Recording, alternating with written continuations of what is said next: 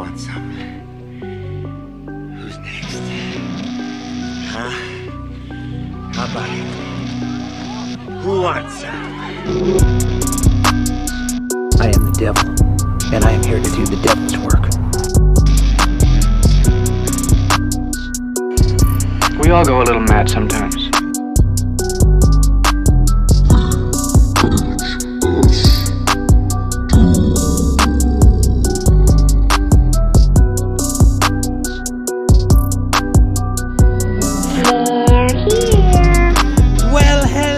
Hello, and welcome back to the very best place you could be in the entire universe, the VHS Doom Podcast and Rental Store.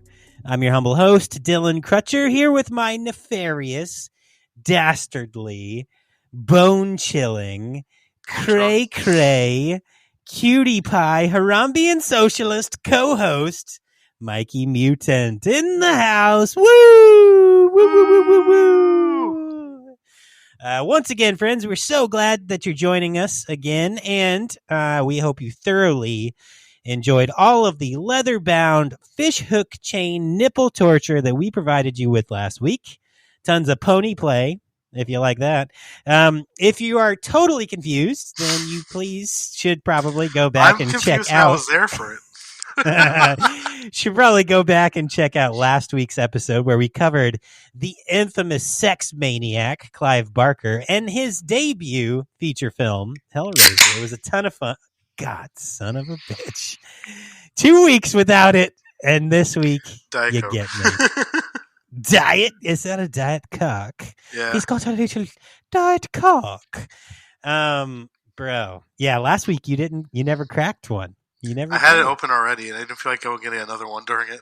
Oh, okay. He's like, it's not worth it, y'all. I'm not wasting a diet cock He for ignored that. it last time. Right, yeah. Well, anyway, if you haven't already, please give us a like, a follow, a rating. Share us with your friends. And this week, share us with a British person. That's right. Stalk one on the internet. Find out their favorite. Don't do that. I don't. Their recommend favorite stalking. walls. Their favorite walls to hide in. They could be Mikey's house, could be mine. It could be anybody's house. Because as you know, British people live in the walls.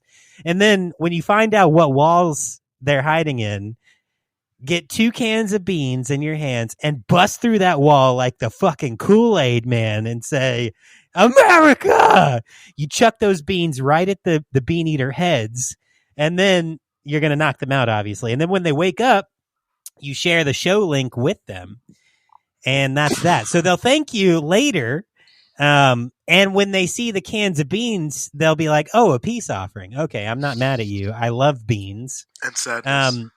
Yeah, it's a huge win for them, really. And most importantly, make sure you subscribe, and make sure they subscribe after you knock them out with those beans that they be eating. The can of beans in the head.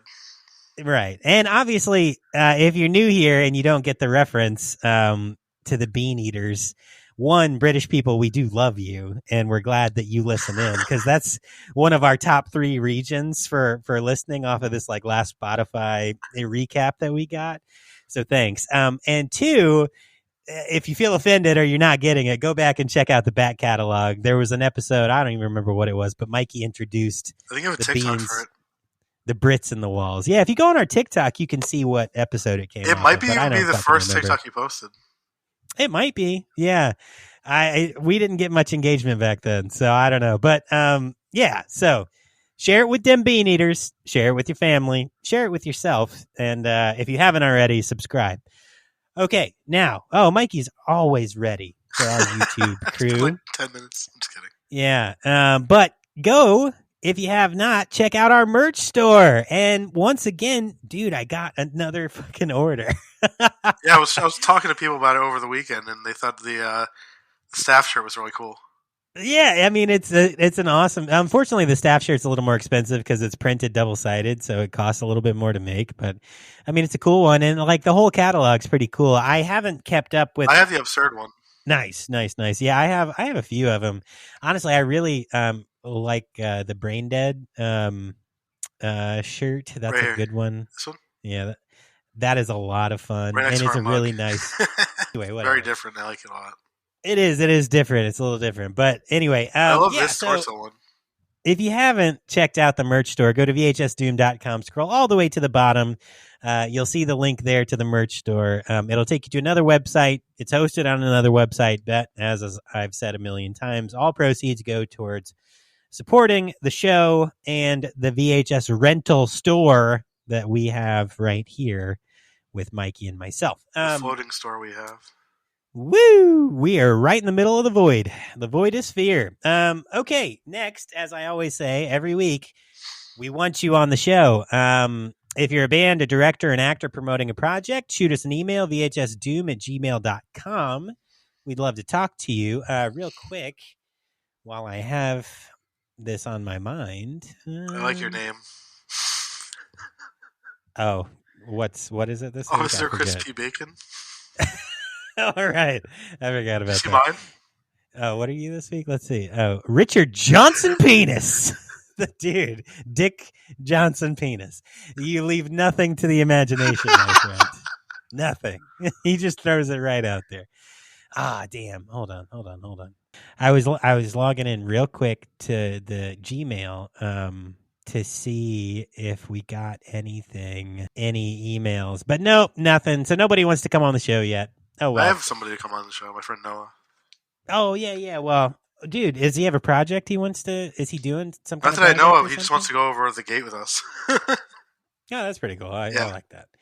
But yeah, anyway, the whole point of that, me looking to see if we got any emails, was to see if anybody wanted to come on the show. So we are going to have, as Mikey said, we are going to have a couple people come on. His friend Noah is going to come on to talk about some episode of something that we do. Thing. Yeah, something like that in the future. And also Troy will be joining us, but those people are, just friends. So not that we don't love having people on that are just friends. You're more than welcome if you want to reach out to us. If you want to come on the show and talk about a specific movie and like try your voice out on a podcast, give us a shout. But if you are a band or a director or an actor, or you have a project, if you're working on something, really the whole thought is we'd like to interview people who have, even if we have to interview like other podcasts too.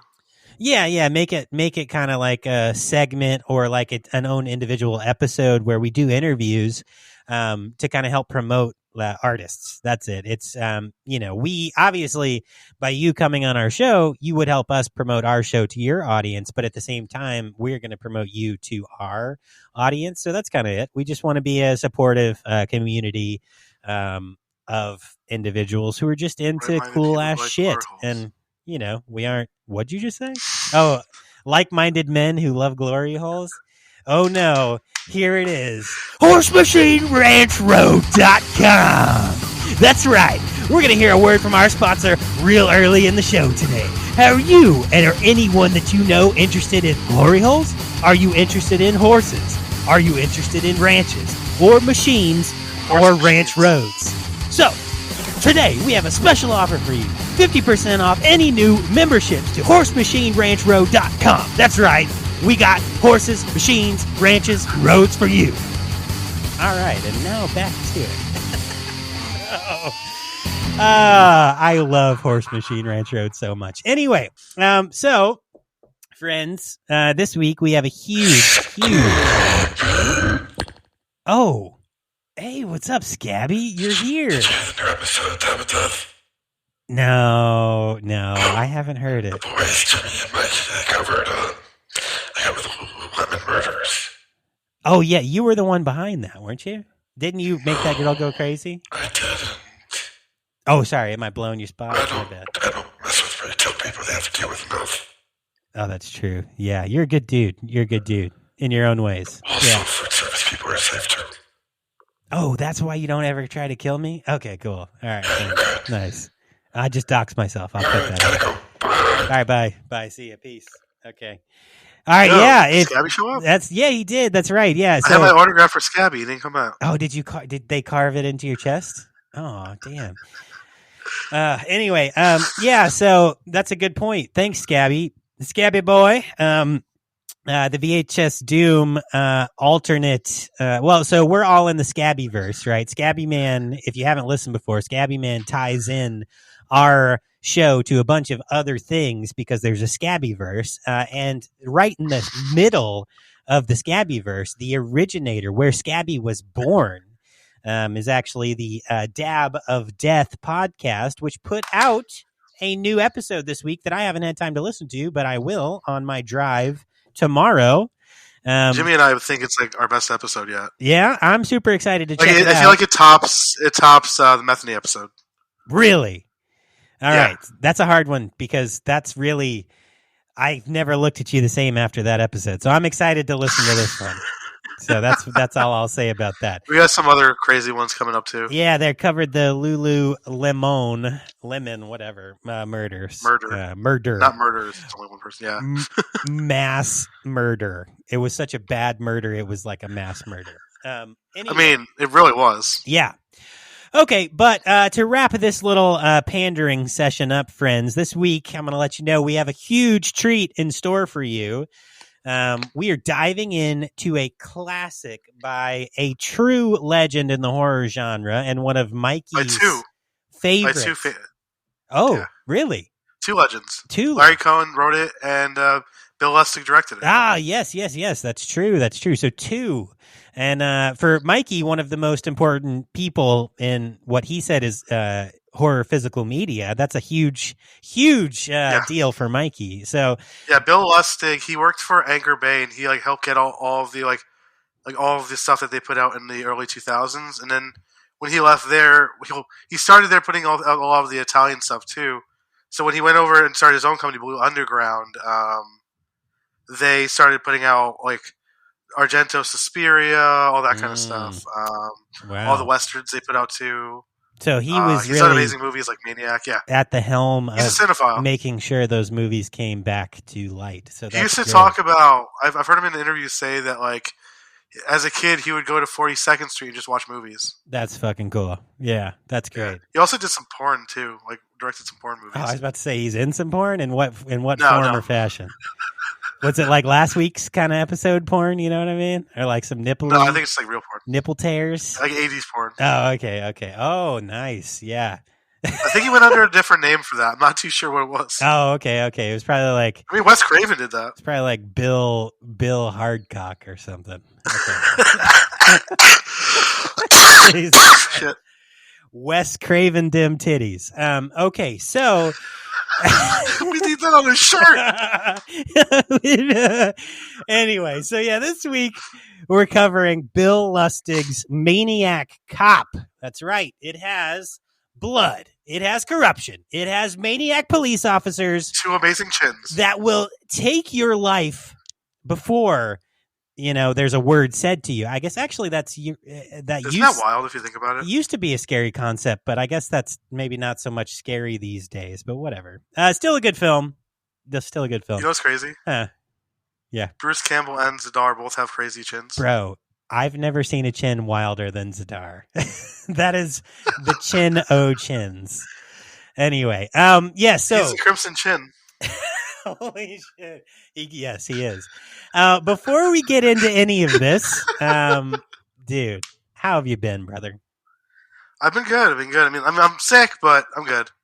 I got a new job, and then I went to a wedding last night, and I don't know, hang out with the family also, that kind of stuff. That's like wins. You're winning. And then I watched 2 movies. I thought I was going to watch more movies, but forgot the wedding was yesterday, so I didn't watch like 2 more. Yeah. But, okay, so I watched Unmasked, part 25, from Anders Palm. It's kind of like a Friday the 13th, like, rip-off horror comedy from the 80s. So there aren't actually 24 parts before this? No. Okay. It's also called The Hand of Death. Okay. So the plot pretty much is the killer's name is Jackson.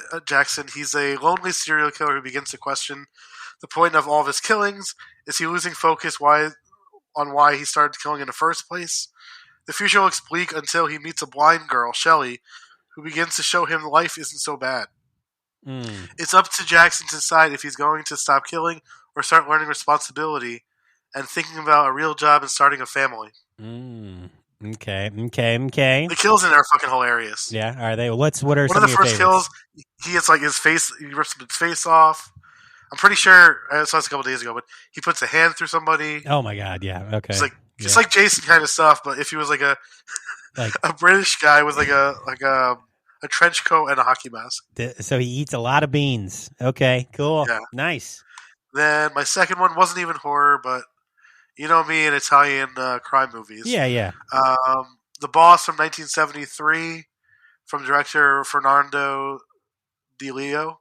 Mm-hmm. This isn't a influence on Reservoir Dogs and Pulp Fiction. This movie. Okay, cool, gotcha. So pretty much, Henry Silva plays a hitman, but he finds himself in the middle of a mafia war between the Sicilians and Calabrians.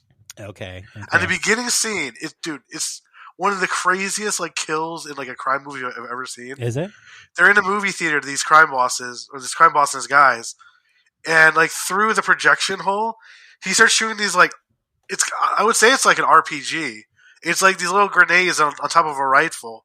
And he just keeps blasting them until they're all gory and ripped apart. And then when they go to the morgue, the cop is so mean to one of the guys who's mourning his friend. It's kind of funny. Yeah. Okay. No, it's a really good action crime movie from Italy. Nice. 73. Nice. All right. Cool. Good stuff. Yeah. So what? Sorry for my mouth breathing. No, you're good. Yeah, I get it. I'm. So my daughter, apparently, I just found this out this week. So how have I been? I've been okay. I started a new kind of work deal, right?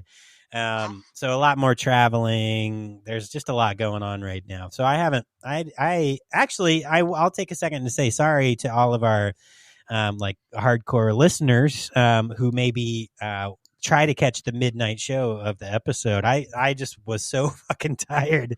I fell asleep on Friday editing this in my chair in the living room. I was so tired. I fell asleep with my finger on the space bar, and then when you're editing, if you hit the space bar, that's stop, right? And then when you hit it again, it plays. So when I fell asleep and my finger fell on the space bar, us talking started going and I was like, oh shit.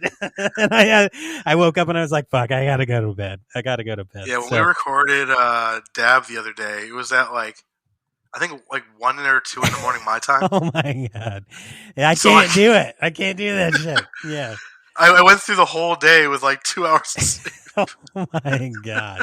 That's dedication. That's why I didn't watch any movies on Friday. Yeah, so there are some things I'll do tired. I'd do this interview tired. It would be funny. It'd keep me awake talking, but editing, I really take a lot of pride in my editing. And if I'm tired, then I end up fucking shit up, and that's when sound levels are weird or things are in the wrong place or whatever. So I stopped and I was like, sorry guys, you're gonna have to wait a little while on Saturday. So that might be the case, friends, for the next couple months. If these episodes aren't getting a midnight show, that's on me, but it might not happen. They might come out a little later on Saturdays, just FYI.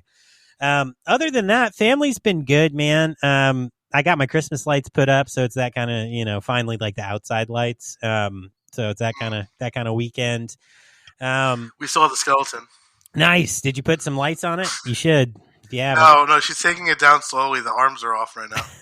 Oh, I'm scared of what Sammy's going to think when it comes. Oh my god! Somebody stole his arms. Maybe somebody actually did steal the arms. He's been saying the arms are gone. He's like, Skeleton's arms are gone today when we got home because we slept over at my mother-in-law's early, last night. Yeah. Oh god. He didn't see the arms get taken off. He's like, the arms are gone. Oh. 1010's arms are gone. Poor 1010, giant fucking 1010.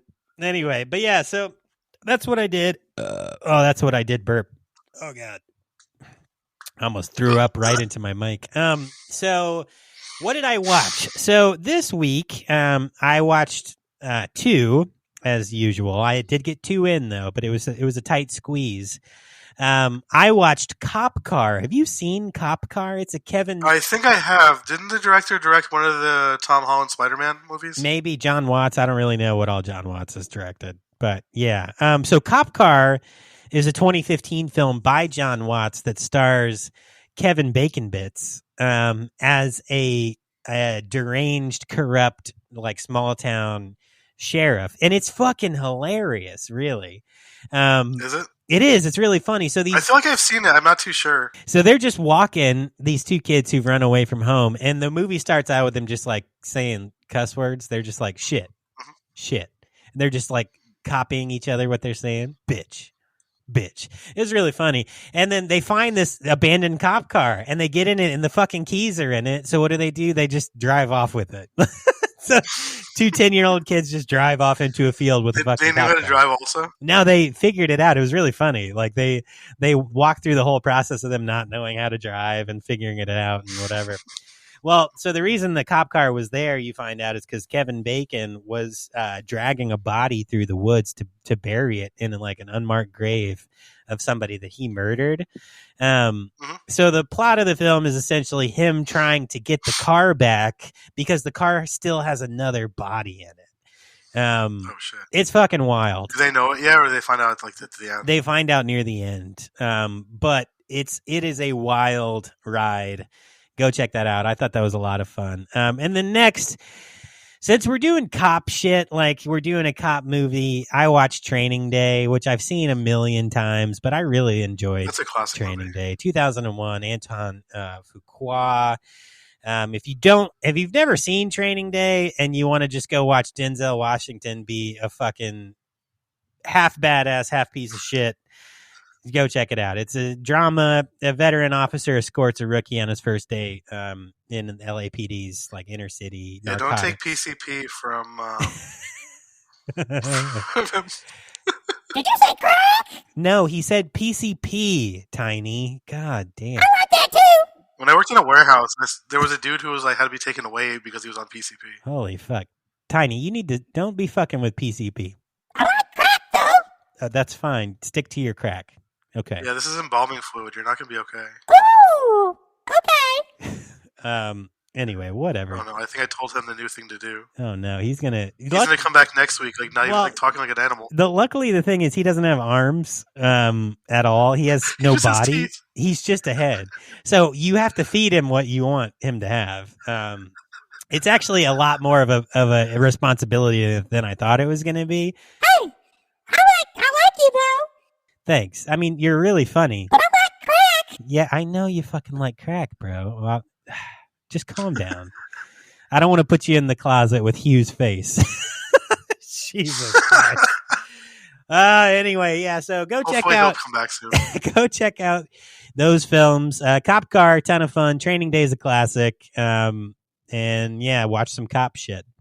So anyway, that's that.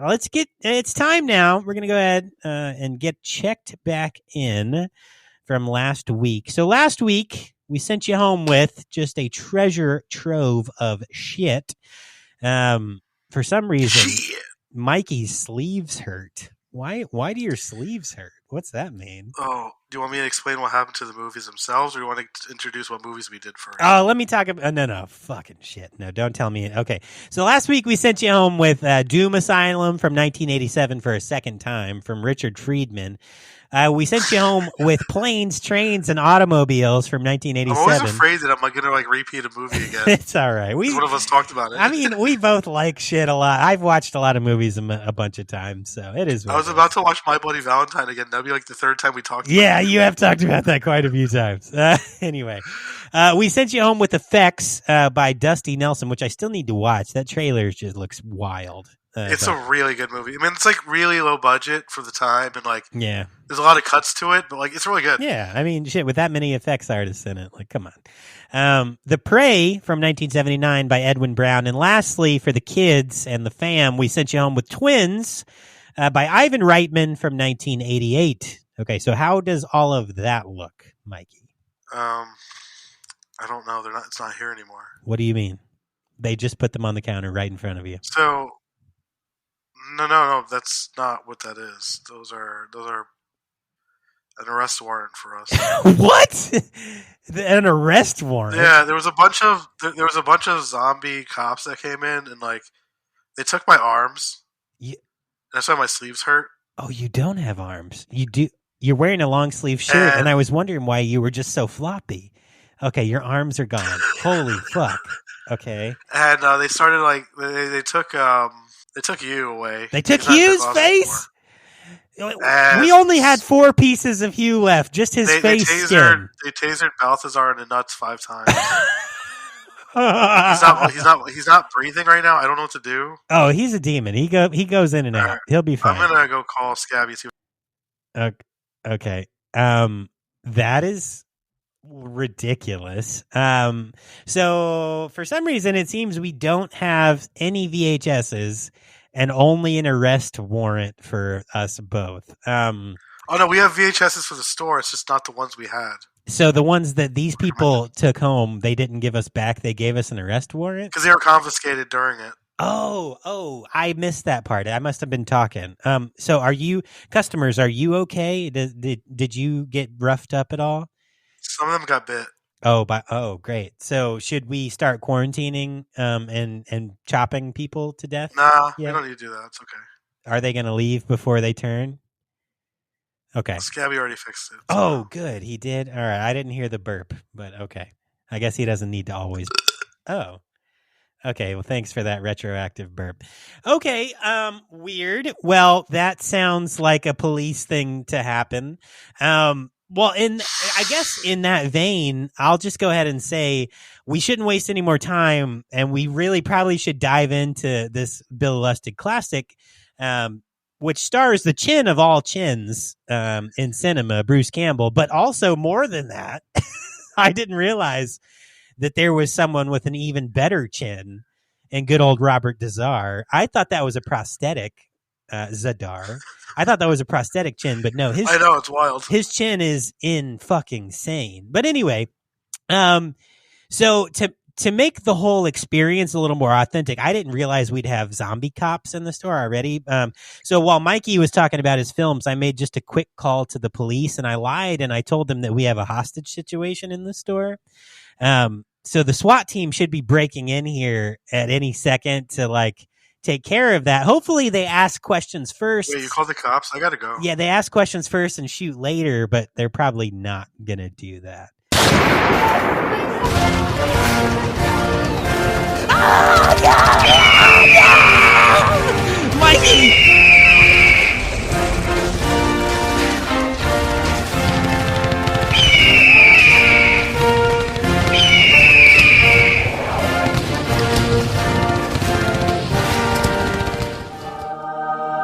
Mikey! Dylan. Yeah. There's a special spot on the floor. Step on it. Oh, in the middle of the floor? But my legs just got shot off. Mikey, we're going down the elevator. We're okay. They can't find us here. I think we're dead, Mikey. There's no elevator. No, you are. I'm helping you back to life. No, okay. I think, look around us. The store is slightly void adjacent, but we are literally dead in the void. I think this is what happened. I made a mistake, and I thought it would be cool to have cops show up for a cop episode. And rather than, doing the responsible thing and asking us any questions or calling the store, they just came in and they killed us all. I was just talking to Scabby a few minutes ago because time's weird here in the void, and he said he's not going to bring us back until the end of the episode because I was stupid enough to talk to the police. So I think we're kind of fucked for this episode. I think we're just going to have a void episode. So you were supposed to tell that they just asked for a lawyer, and that was it. I told you that. Oh, yeah. Well, it is what it is now. That's You're a zombie attorney. Oh, the zombie attorney at law? Beef Juice Esquire. Oh, doesn't he do a commercial every now and again with VHS Doom? With the Horse Machine Ranch. With the Horse Machine Ranch? Oh, okay. He also runs that. What's his name again? Associates. What is it? Beef Juice Esquire. Hello! Do you or a loved one have some sort of issue? Maybe it's a semi-truck ran over your leg. Maybe a train honked too loud and spooked you. Maybe even you got some bed bugs and you're a little bit itchy. Got a couple or you couple got bites. crabs from the store. You got some crabs from hanging out at a video rental store for too long. Maybe you went to a restaurant to eat some crabs and you ended up leaving with a different kind of crabs. Well, don't worry. At any time, you can call 1-666-666-6666 and talk to me, Beef 800-869. Juice Esquire. And don't worry, I'll make sure to take them all down. The crabs, your parents, your grandparents, the system, the cops, and anything else. I'll take them down. and I'll get us both millions of dollars. Harambe and socials. BeefJuiceEsquire.com. Thank you. Okay, well, that was another one of our sponsors. As you can see, the show's super popular, and we get a lot of sponsorships. But right They're now, all in the void with us. we're going to stop fucking around, and Mikey's going to go ahead and read the back of the Blu-ray. Hopefully, he brought it with him into the void. Well, what happened was when the cops came, I kind of like jumped out of the void back into my house. So I got it. Oh, so and then you came back. Okay. Hold on one second. Okay, so this whole being in different dimensions thing actually brings up something that I just learned about this week. Do you, perchance, happen to remember a movie where Sinbad played a genie? Yes. What was it called? I don't remember. Was it called Shazam?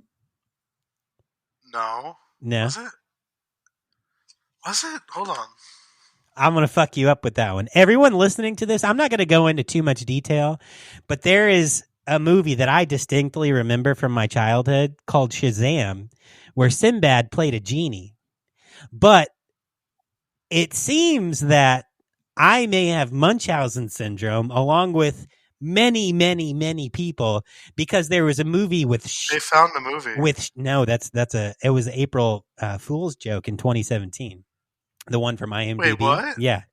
So apparently there was a movie called Kazam with Shaq where he played a genie, which I do remember. That was a movie I remember too. But I also remember Sinbad playing a genie. But he has done a ton of interviews where he said that never happened. I never played in any role like that. But there are tons and tons of people who remember it, but there's no like real physical proof of the movie left. So, and I'm not fucking around. Like, this is totally real. And I feel like maybe we had a bit of an alternate dimension shift. So if you know, yes, I see your copy. If you know that you've watched a movie with Sinbad in it where he played a genie, go down that fucking rabbit hole this week. Good luck. Okay, Mikey, take it away. Let's hear the back of that box. Well, the front of it says you have the right to remain silent forever. Forever. Okay. When reports come in of a man in a police uniform committing gore-drenched bloody murder on the city streets, Officer Jack Forrest, Bruce Campbell, stands accused now with a few friends, powerful enemies, a psychotic slayer still at large. It's up to Jack to prove he's not guilty and to bring down the killer. Okay. And then it also says notorious video nasty creator William Lustig and B-movie legend Larry Cohen return to the dirty streets of a unique high-speed collision of a slasher movie and police thriller in Maniac Cop. Nice. A blood-splattered tale of a brutal cop vengeance from beyond the grave. All right. Good stuff, man. Yeah, so we're going to jump in. I'm just going to go ahead and preface this. I'm going to preface this really early in this show that there is not a lot of information on this movie, and it is what it is. Holy shit. So we're going to do our best to get enough content. Are you okay? Are you dying? No, there was a box behind me, and then all the boxes behind me fell at once. Oh. Like, legit, literally, I'm not messing around. You really got to get your shelves, man. Oh, no. This is your boxes, actually. Oh, are you ever going to send those? That'd be great. Let me. If you get me those by Christmas, I got you the 10-year shipping. Bro, if you get me that box by Christmas, I would be so happy I would die. Okay, anyway. Yeah, I have a stack also over here of ones that you're going to... I will even Venmo you for the shipping. Just let me know. Okay. All right, so let's get into this. I am going to preface this, as I was saying, by letting you know there's very little information on this movie production. There's very little just behind the scenes. There's very little to go on. It did become a series, which is cool. But we'll do our best. We're going to talk about what we like about the film. I've only ever seen the second one. I haven't seen the third one yet. I've never seen the second or third, so I should jump in on those. And, I think you'd like the second one, honestly. Yeah. So we'll talk a little bit about what we like about the film. We'll talk about some of the actors. Kills. Yeah, the kills. We'll talk about the most we can. This might be a shorter episode, and I'm fine with that. So we'll do our best. And just this had a great cast. We'll just enjoy it. So let's get into it real quick. The Maniac Cop is a 1988 American action slasher film. directed by Bill Lustig and written by Larry Cohen, and starring Tom Atkins, Bruce Campbell, Laureen Landon, Richard Roundtree, William Smith, and the best chin in the world, Robert Zadar, as well as Cherie North. Zadar plays the... He puts Bruce Campbell's chin to shame. It really does. Zadar plays the title character, who is a murderous ex-police officer who has returned from the dead. I don't know if that's... He never really fully died, but whatever. And seeks revenge on the people who wronged him. It's the first installment in the Maniac Cop film series, which was followed by Maniac Cop 2 I love the titles of them. in 1990 and Maniac Cop 3 Badge of Silence in 1993. So let's see here. It was released on May 13th, 1988, and unfortunately only grossed $671,000 worldwide on its budget That's wild. of $1.1 million. But as we know, 1988 was the very end of the golden era, maybe a little after, honestly. This is like almost like way past the end of it. Yeah, I think the golden era ended in 85, 86 or something like that. So Yeah, give or take. and then we got into the VHS, straight to VHS segment. So they probably should have gone straight to VHS. This was just a bad choice, but that's okay. It's a classic. I love anyway. that. There were so many like crazy movies that were just straight to VHS. Little Corey Gory being one of them. Holy fuck. Do you remember that Or one? Amityville Dollhouse. I haven't seen it yet, but I was listening to another podcast and they brought that movie up. Little Corey Gory? Yeah. Tubi is the Yeah. fucking best. It really brings a lot of that shit to the forefront. Anyway. Okay, yeah. So just a couple more notes here. So cinematography was by James Limo and Vincent J. Rabe. I feel like I've said his name in the past, but he does not have a Wikipedia entry. The music was by Jay Chataway. It was edited by David Kern. And it was put out by Shapiro Glickenhaus. And Glickenhaus produced also Frankenhooker. Yep. And I think Brain Damage too. The Glickenhaus and Shapiro Glickenhaus, he directed one of my favorite revenge movies, Exterminator. Oh, really? Okay, nice. Cool. Yeah. Yeah, so it had a runtime of 85 minutes, and that's kind of that. So I think what we'll go ahead and jump into, as we do every week, just some of our favorite plot points in this movie and some favorite kills. I'm going to let you go first this week. We'll kind of split it up. So tell me what's your favorite parts of this film, man? My favorite kill is when he just like effortlessly breaks her neck. Fuck, yes. Like the first girl. That was wild. And then also when Adkins gets thrown out the room. Oh, yeah, out the window? What, like second or third story, right? Yeah. Mm-hmm. Yeah. Yeah, but there's like also like when he's doing his rampage throughout the precinct. Yeah. Was crazy. Yeah, that was pretty wild. I loved like the character design of him. I thought the like prison scene was fucked up. It was, yeah, in the shower. I don't feel bad for him getting revenge, honestly. No, I don't need. Well, it's tough because I mean they made him. He was a trigger happy cop in life, so that's why he got put in prison. So yeah, true. Never mind. You yeah. feel bad for him, and you don't feel bad for him. It was because of like what he's done, but compared to like what happened to him, yeah, right. It's like I don't know. I don't know. I think he's like one of the better slasher killer. Like that should be like on the list, in my opinion. I think so too. I think that he was really solid. It's very different. Yeah, it is. It is very different. I liked it a lot. Did you have any more specific points you wanted to call out? I don't want to cut you off. You're going to cover them next. Yeah, so we can just talk about more of these together. So, yeah, when he breaks that girl's neck in the beginning, he just quick, like, 1, 2, and she's dead. I was like, holy shit. Yeah, and I felt bad.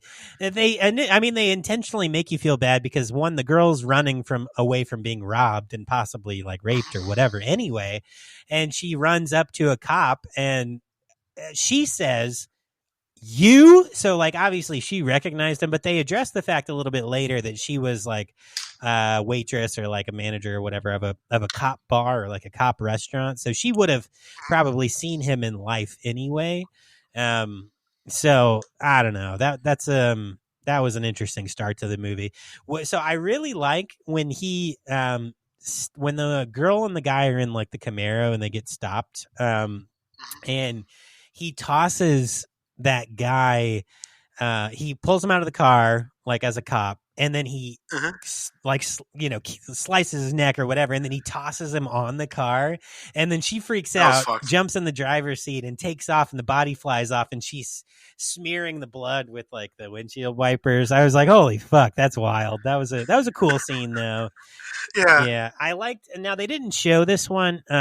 I guess maybe they didn't have the effects budget or skill on the team necessarily to do this, but when he kills Bruce Campbell's actual wife, so the wife is like worried about Bruce Campbell being the murdering cop because she's been getting tips that he is.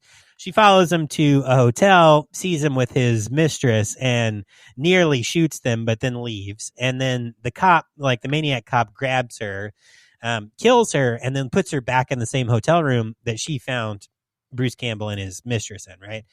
When the cleaner finds her the next day, her throat is slit, and the makeup's really, really good. They did a great job of like dressing her up with like a throat slice. But again, I guess maybe the effects skill or budget just wasn't there, so they didn't show that happening. But it'd be cool if we find out that it was like cut out. Yeah. So I like that. I had a question. How did he kill so many cops in the station so quickly, and then he had so much trouble killing McRae and getting him out the window? I don't know. That seemed like a weird thing to me. You know, I don't know. It's just kind of those. Maybe it's Adkins' mustache. Yeah, the strength of my mustache compels you. You're gonna have trouble killing me and getting past. The Movie Crib podcast with the directors Adam Green and Joe Lynch called it the Tom Adkins mustache ride. There you go. Oh my god. There you go. I like that. Oh, you know what? Another point that I found interesting: the coroner, or like on Sing Sing, that guy. I guess he was a coroner. Oh, I did find out something about Sing Sing in the shooting of the movie. Oh, did you? What? The warden apparently didn't want them to shoot on there and said if they actually go there, they'll be shot on sight. For real? That's what I heard. Wow. But I don't know if it's real. Oh. I was watching a lot of video essays over the week for the movie because there's literally no notes, as you said. Interesting. Yeah. And like there's like certain things I found that said that, but I don't know. Yeah, no, that's cool. That's interesting. Well, so what I found neat was that the coroner's name, it's at least their last name. I can't remember. I think it definitely wasn't Hans, but the last name was Gruber. So as a tie-in, let's take it way back to some of our old episodes. I'm really, I track Hans Gruber because if you didn't know, Hans Gruber shows up in a lot of places. We've covered a movie with that name in it. Yeah, too. not just Die Hard, but also Hans Gruber was in Reanimator, the original Reanimator doctor. That's Hans You were so Gruber. excited when you found that out. Yeah. And I feel like, did Hans Gruber show up in another one? Was there a Hans Gruber? I think there was another one. I don't remember. Anyway, there's definitely a Gruber. And I don't know if it's Hans or not, but I'm pretty sure that the coroner's last name is Gruber. Now, if I'm wrong, correct me, but I was just watching this last night and I'm pretty sure it was Gruber. Anyway, whatever. What else? So, I really loved it when the commissioner got his just desserts. That was nice. Cause he was being real mean to, that female cop, and then he just got murked, and that was cool. And honestly, man, what? There was a lot of bacon made that day. There's a lot of bacon getting fried. Yeah. Oh holy fuck. This is like a really risky episode for us to do, and I should have thought about that more. Especially after what happened like last week. Yeah. Like this is a risky episode, but anyway, whatever. All right, I'll stop the jokes. We'll try to keep it as straight laced as possible without making too much fun of anything. The best we can. The best we can, man. Yeah. Okay. And then, the car chase. Well, when he's in like the paddy wagon, and first of all, I'm pretty sure Bruce Campbell would have died in that paddy wagon the way that he was driving, and throwing him around the back, while he was handcuffed. But, The fact that he didn't is good. And then also, I didn't really. All right, this is going to be my one critique. And there are some things that you can critique in this film for sure, but this will be the only one that I do. I didn't love the ending. I thought that for like a psychopathic maniac cop who is on a vengeance mission, yeah, he got his vengeance with the commissioner, but he was just going to go. Like he was just going to drive off and like leave, I guess. He stopped trying to kill Bruce Campbell. He stopped trying to. It was just weird to get back in and drive the thing into the fucking river. I mean, maybe he was just trying to make an actual escape. I don't know. I found it weird. It was just so fast. Like everything ended so quickly. So I don't know. That's my only critique. When the hand came up out of the river, though, that was badass. That was pretty cool. That was a good way to end that. I feel like they probably still, because he killed the cop that was there to help, like take him down. Right. So there was still no witnesses to this guy, to Cordell, right? Cordell, ever being alive. So I still think Bruce Campbell would have been in prison. Does it start? Is he in 2? Is Bruce Campbell in number 2? I don't think so. Didn't he die in 1? Bruce Campbell's character did not die in 1. No. Hold on, let me see. I forgot. It's been a while. You're good. I'm curious. I don't own these sequels. I should. I've been thinking about getting them. Blue Underground obviously put them out. So he is in 2. I'm just looking at the fan wiki. But I don't know. 1990. I could see why it wasn't so popular. This franchise, honestly. Yeah. It's like 88 to like 93. Like when it first came out. I mean, I feel like how everyone likes it is really good. Yeah.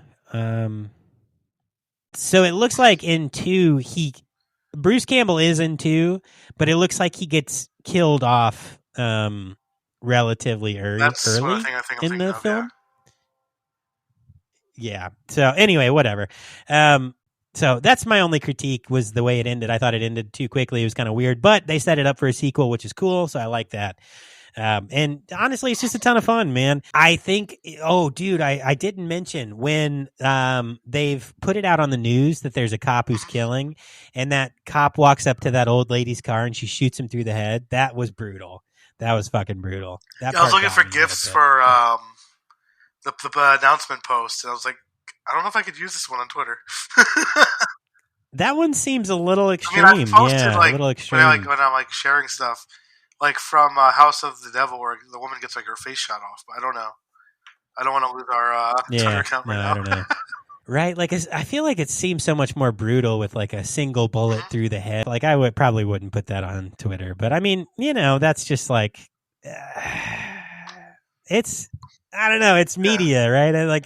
And you should be able to share what you want with media because it's not real. But whatever. That's a weird subject.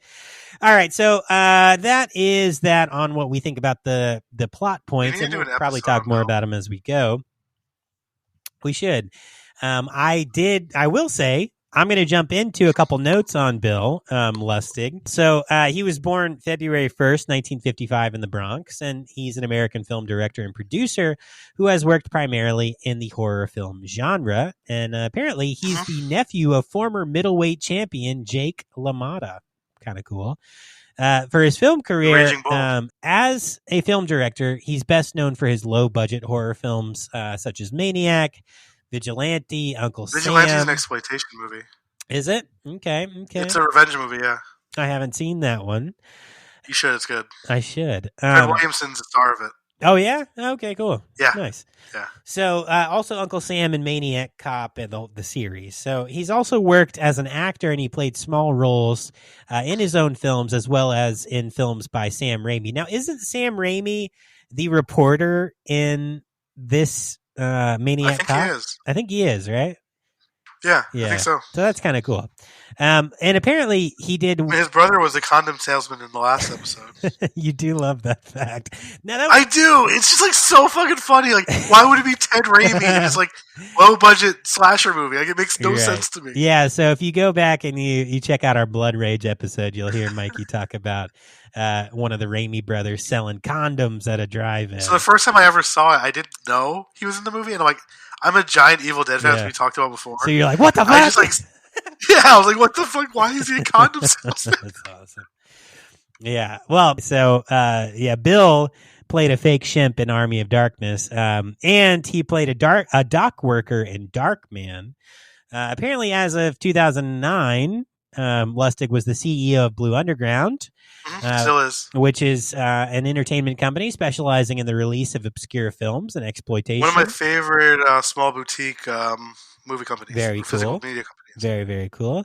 Also, it seems he produced a remake of his film Maniac in 2012. So good with Elijah Wood. I haven't seen that. I should see that. Elijah Wood plays Frank Zito, the killer. Really? And it's like shot from, it's instead of like a regular slasher movie like the original one, Yeah. it's shot his POV of everything. Oh, that's pretty cool. Okay. Yeah. Nice. And apparently, It's directed by, I forgot his name, but he works with, it's produced by the guy who directed the remake of The Hills of Eyes, Alexandra Aja. Alexandra Aja. Okay, cool. Yeah. Nice. It's produced by him. Nice. It's a good remake, honestly. It's like one of the better ones. I'll have to check that out then. I feel like if you remake your own film, that's or you're producing it, that's a pretty good choice to. Speaking of which, I think Toxic Avenger should be coming out soon. Fuck yes! Yeah, I'm so excited. God, those little behind the scenes kind of like clips, those look fucking wild. I'm excited to see that. It's gonna be crazy. Yeah, it will. Also, apparently, just to get back to these notes, it seems that Bill Lustig is rumored to be producing a new upcoming Maniac Cop with Nicholas Winding Refn. They've been talking about this for years now, though. Yeah, that is what I saw. That there have been notes.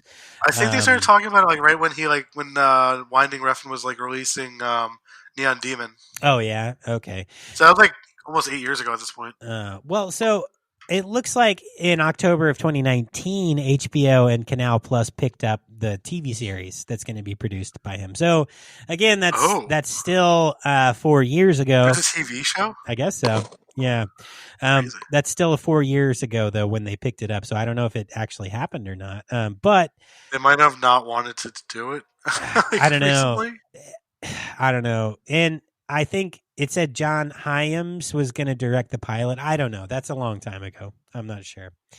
But yeah, so who knows? We'll see what happens with that. So that's our quick little notes on Bill Lustig. Is there anything you really want to talk about Bill before we move on? I mean, without him, there were a lot of releases like a physical media before that, but like he really like made Anchor Bay like a horror label for like movies and stuff. Yeah. And then with Blue Underground, one of the people who worked there and like Anchor Bay with him was a dude who started Severin films, Okay. David Gregory. Okay. So like it's kind of like him like starting all these cool things like and like that kind of stuff. Yeah, that's cool. That's cool. You can tell he's passionate about the genre and about the material. Yeah, because without him, I really would probably not known of like Dario Argento, like aside from like Dawn of the Dead. Yeah, because like he was the first person to put on Anchor Bay or out like in I think America, I heard Suspiria. Oh, really? And a few other movies. Okay. Yeah, he was in Anchor Bay. Yeah, that's very. I had all the old Anchor Bay DVDs back in the day. It's like God's work, you know.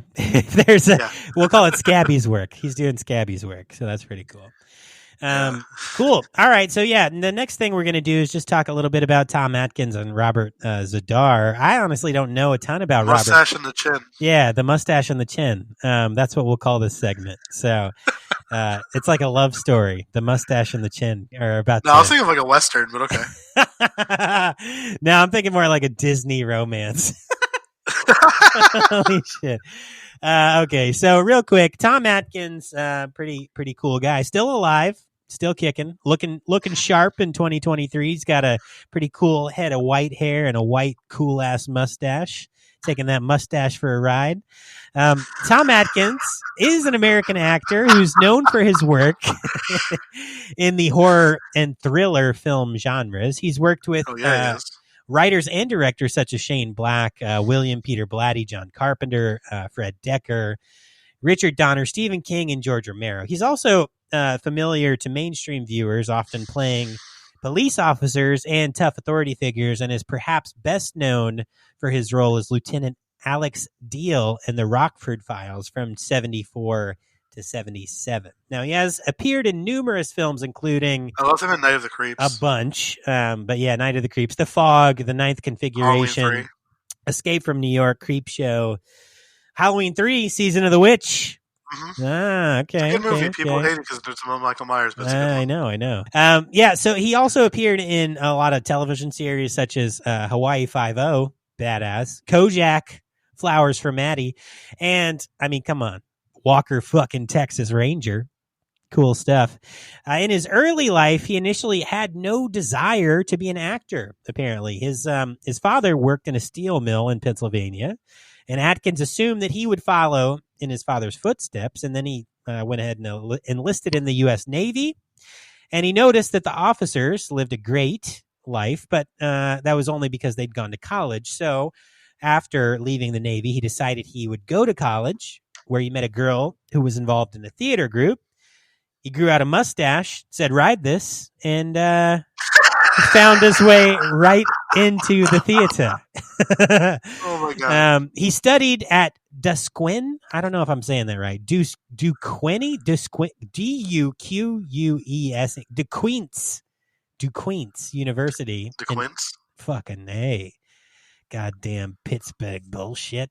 And was a member of the Gamma Phi fraternity. He said, quote, "I was in my 20s already when I got interested in acting, and I liked it a lot." As far as his career, he worked in stage plays on and off Broadway before he moved to LA to get into film and television. And his first movie role was in The Detective, which starred Frank Sinatra as well. So kind of cool. Apparently, talking about his experience working on that film with Sinatra, Atkins said, quote, "It was great. It was intimidating and frightening and scary, but Frank was great. He was very easy to work with. He didn't like to do a lot of takes, but then it's not like we were doing Shakespeare." So pretty cool. Yeah, he went on to be in quite a lot and still working today. Apparently, he's a frequent player in shows in the Pittsburgh theater scene. And most That's cool. I famously, didn't know that. yeah, he's in the one-man show of The Chief at the Pittsburgh Public Theater. So if you live around Pittsburgh or in Pennsylvania in general, you should go check it out, I guess, if it still goes on. Pennsylvania. Yeah, in old Pennsylvania, which is, a state that people live in. You can call it a state. That's kidding. Sorry, guys. Apparently, it looks like some of the most recent stuff that he's done. In 2009, he had a supporting role as a retired sheriff in the remake of My Bloody Valentine 3D, and he co-starred with Nicolas Cage in Todd Farmer's Drive Angry in 2011. Both of those films. His jaw ripped off in the My Bloody Valentine movie. Like a pickaxe through the jaw. No. Remember how it was like 3D? Yeah. That was one of the scenes where he gets his jaw ripped off. Yeah, that was a good one. That was fun. What a cool... They should have done a sequel. Yeah. Even the original one deserved a sequel too. Yeah, yeah. And then most recently listed is the 2018 sci-fi movie called Encounter, where he played Professor Westlake, who studied the biology of alien life forms. Alien penises. Alien penises? I'm sorry? What was that? You talking? I said Encounters of the penis kind. Fucking shit, Mikey. All right, so that takes us through Tom Atkins. Now, the man that I am most interested in this entire movie and in this entire show, the biggest chin in cinema that I have ever seen. I was convinced that it was a prosthetic, but no. Robert Zadar showed up with his glorious fucking chin and said, "This movie is mine." And he took it and he ran with it. So, he even made Bruce Campbell's chin look like nothing. He made Bruce Campbell look like a bitch. So, Robert James Zdarsky. Good luck getting him on the show now. He's never coming on this show. No, maybe he will. That'd be awesome. But he was born on June 3rd, 1950, and unfortunately passed away in 2015. But he was better known by his stage name, just Robert Zadar. He shortened that Zdarsky down to Zadar. He was an American character actor and a film producer, and he was best known for this role as Officer Matt Cordell in Maniac Cop and the sequels. He worked mainly in low-budget B-movies and direct-to-video features, but occasionally he worked in a mainstream Hollywood film or television show. Due to his cherubism, that resulted in a large jawline. He had a very unique and easily recognizable look with a slightly sinister appearance, which aided his career as he usually portrayed villains. He appeared in over 121 films in his 39-year career. Now, apparently, I didn't know this, and if you didn't, now you will. Cherubism is a rare genetic disorder that causes prominence in the lower portion of the face. The name is derived from the temporary chubby-cheeked resemblance to the putty, chubby-faced infants featured in Renaissance paintings. So, Hey, yo, I gotta go. Sammy's up. for real? Yeah. Oh, dude, I won't have any time to do this anymore. So I'll finish this episode up. You have fun. I'll talk to you soon. My bad. Okay. Do you want me to? Oh wait, we already know what the next episode is. My bad. Yeah, that's okay. I'll carry it out. Okay. So apparently everybody, Mikey had to run due to Sammy waking up, and we do our best, but we have family lives and things that we have to take care of. So I'm going to finish this episode up. As I said before, it was going to be a short one anyway, so that's okay. No worries. So just to kind of wrap up, Robert Zadar, he was born in Chicago, Illinois. He was of Lithuanian descent, and he first started acting while attending Proviso West High School in Hillside, Illinois.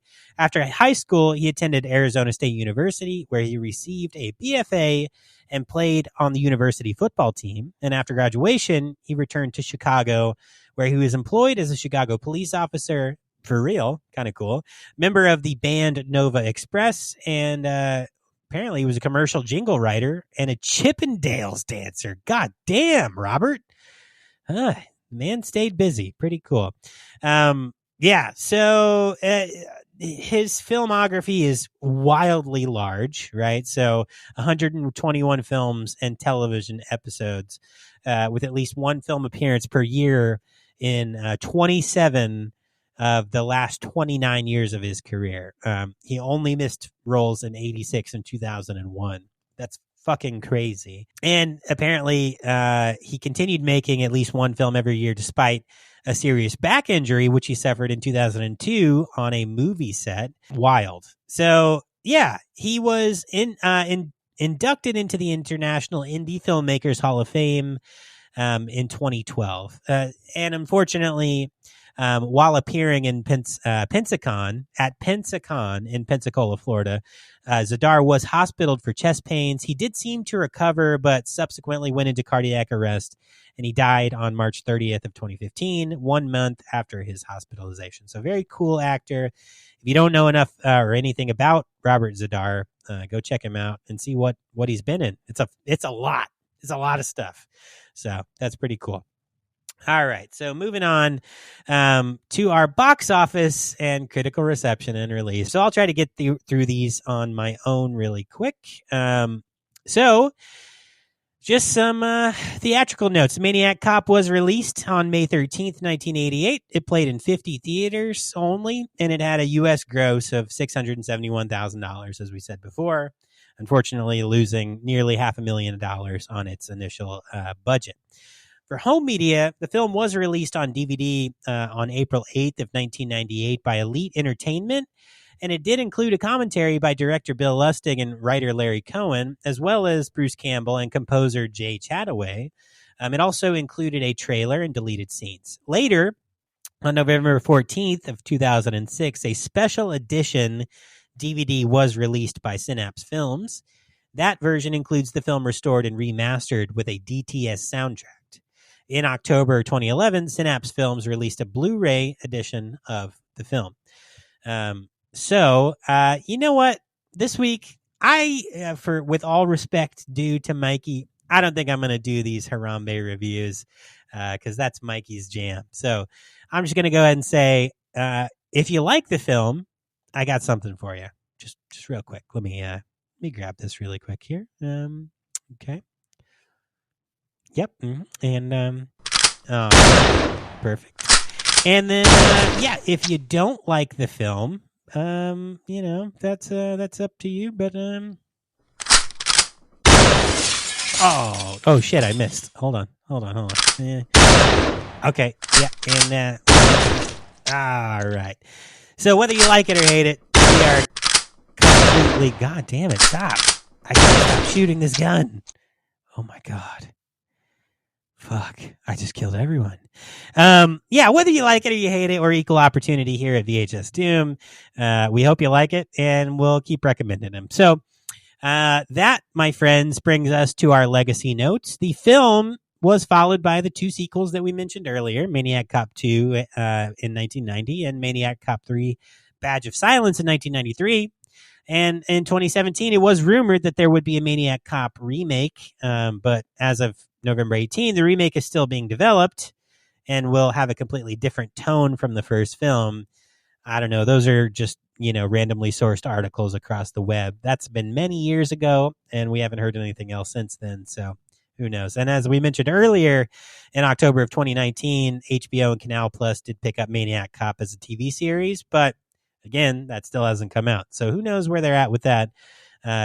It's likely with a cult franchise, 3-film franchise like this, in the day and age that we live in, that we will see something that is similar to this or a remake of sorts come out eventually. So anyway, bacon loving bitches, that's it. The gorillas are among us. Let's get the fuck out of here. That's all we got for you this week. So grab your popcorn, grab your candies, grab your soda pops. This week we're going to send you home with another treasure trove. But this week we're doing something a little bit different. We're not actually sending you home with exactly what we watched. Mikey and I have decided that we're going to start tailoring your list of movies to the episode that we're covering, right? So maybe that's another movie by Bill Lustig if we're covering Maniac Cop. Maybe that's something by Larry Cohen. Maybe it's something starring Bruce Campbell. It could be anything like that, but we want to tailor our lists to the films that we're talking about, not just send you with movies that we watch just because. So this week we got a little bit of something different for you. So first, from 1980 by Bill Lustig, we're sending you home with Maniac. Check that out. It's going to be a lot of fun for you. From 1983, also by Bill Lustig, we're sending you with Vigilante. That was a Vigilante burp. And from 1996, we're going to send you home with Uncle Sam, also by Lustig. Now, on the other side, we're going to send you with some Larry Cohen. So we're going to send you with The Stuff from 1985. And we're going to send you home with Q, the Winged Serpent from 1982, also by Larry Cohen. And then lastly, for the kids and for the fam, we're going to send you home with Honey, I Blew Up the Kids from 1992 by Randall Kleiser. And that's it, friends. Go ahead and give me your money. All right, cool. Oh, shit. I guess I kind of forgot I'm dead. So, all right. The Void is a very weird place. The Void is a copy of the world as it exists. It's all just kind of fucked up. But the VHS Doom rental store kind of lives in the Void itself anyway. So there's always a lot of weird shit happening when we're at work because Scabby likes to hang out there. Balthy likes to hang out there. Even Tiny likes to hang out there. But I kind of forgot that I died when all those cops came in earlier and shot me to death. But I got Tiny in my pocket, as you can hear. Hey, how's it going, guys? Just hanging out here in the pocket. I'm a head. I don't have any arms. Yeah, so if you guys have listened back, Tiny showed up in the Pumpkinhead episode. He was a gift from Scabby when I was really distressed about Mikey's death. And Tiny's a pretty cool dude because he can transport you across like the void. Now, because I died in real life, I think I'll probably get put back in my body. I'll just have to get Scabby to stitch me up later. And I'm pretty sure I'm still in the store. I don't think I've been transported out by a coroner or anything. So I'm probably about to scare the shit out of some people when this happens. But I got some crack here, some void crack, and I'm going to give this to Tiny. And I'm going to try to jump back into my body and jump back into the plane of existence that we're all kind of used to. Then we'll get back to it. So here we go. Hey, Tiny, open up. I got a spoon of your favorite. Crack! Here we go!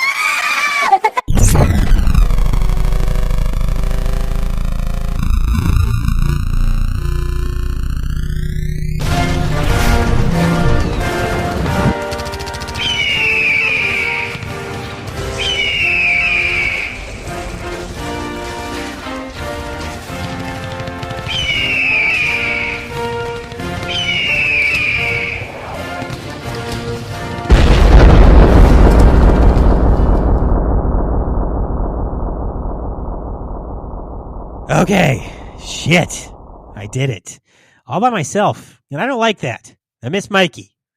He's my buddy, and I'm sad when he's not here. What's the point? It's so quiet. There's nobody talking shit and cutting me off about stuff and making me repeat myself a million times, and I like those things because it makes me feel happy and it's fun. Whatever. Leave me alone. All right, so next week, we got a real treat for you guys. Old Mikey would usually announce this, but we are going to be taking a fucking break. That's right. Next week, join us for our another lovely, amazing Break Room episode. I think it's going to be Break Room 4, and we're going to call it the Sitting. Break Room 4, the Sitting. Where we're going to eat some food. We're going to talk about our lives, and we're going to say fuck y'all, and we're not going to actually do anything or any work at all. So that's that. Shout outs. I'm gonna give you Mikey's shout outs here. So he was going to shout out in the notes. It looks like the Cropsy Maniac Band, pretty cool. Tangent of Horror podcast, the Dab of Death podcast, In Film We Trust, Doom Generation podcast, of course Troy, his friend Noah, Jimmy, his co-host on A Dab of Death, and his wife, Katie. And I'm going to give a quick shout out to my wonderful wife, Carla, who is so kind to be watching my daughter while I come and do this podcast. And I can't ask for a better partner. And, she's a listener too. So if you're listening to this, Carla, you're the bomb.com. Also, Troy, can't wait to have you on. And Noah, I don't really know you that well, but I can't wait to have you on the show too. We're going to have a lot of fun. Don't forget, friends, come on the podcast if you have a project you want to promote. Shoot us an email, vhsdoom@gmail.com. Always twerk till it hurts. And crip. And crack! It's horsemachineranchroad.com. Peace.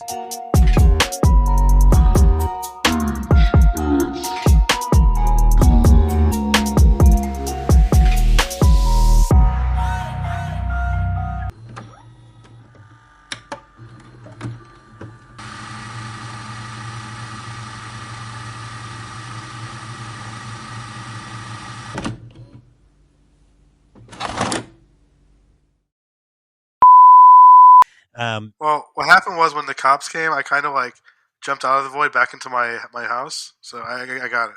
Oh, so and then you came back. Okay. No, I'm still here. Are we separated? Are we who's in the store? Are we in different dimensions right now? Who's in the store?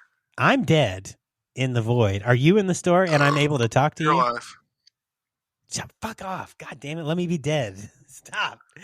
Read the fucking notes. That needs to be at the end of the episode. Okay. Yeah. Mike Force is known to be alive.